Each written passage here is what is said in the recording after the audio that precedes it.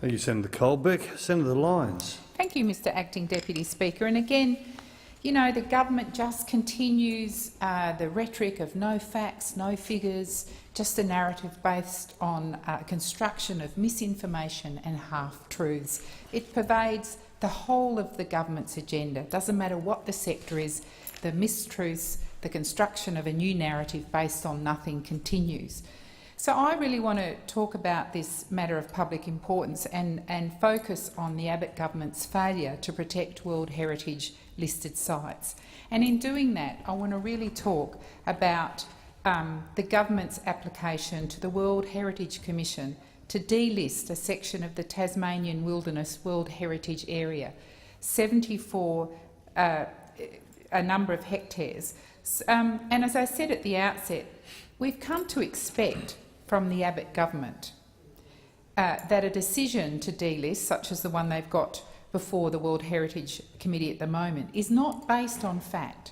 It's not based on research, science or evidence. It's a party political decision designed to win at votes, as there is again no evidence of any economic or social gain, despite their application saying there is. I had a look at their application to delist today. It's just 8 pages long, and it's full of absolutely nothing. No evidence, no rigour, no science, nothing. And in agreeing to list the extension of the Tasmanian Wilderness World Heritage Area by 170,000 hectares, under the Gillard government, the World Heritage Commission had to satisfy itself on a number of rigorous areas, and they had to be convinced that that area was of outstanding universal value. And when you look at the Gillard government's submission, some 28 pages long, with facts and figures and photographs and absolute justification as why that area should be listed, you just wonder what the government is up to. And in making that decision to list this particular area, the committee acknowledged that the area included rare and largely intact ecosystems. Peter Hitchcock, referred to by Senator Milne earlier, a prominent expert on World Heritage areas, states that the great majority of that forest proposed by the Abbott government for excision, about 90% of that has not been disturbed. Didn't hear that today from the government. And a small minority, between 5 and 6%, has been logged.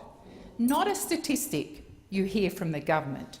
They try and convince the public that large tracts have been logged, and indeed we heard that from the government today, and the land is somehow worthless, and we've all been duped. Indeed, the Prime Minister told a timber industry function in Canberra on March 4th, and I heard this myself, that he wanted to delist this area of country in Tasmania, and he said, and I quote, "because the area is not pristine forest. It's forest which has been logged. It's forest which has been degraded. In some cases, it's plantation timber that was actually planted to be logged." Now, listening to that, you could believe that the Prime Minister was in fact referring to that whole area. But of course, again, what we see on display here from the Abbott government, and indeed the Prime Minister himself, are the mistruths and the half-truths and the outright lies about what's really going on here. Indeed, one of the submissions— Senator Lyons, you take it. Point of order.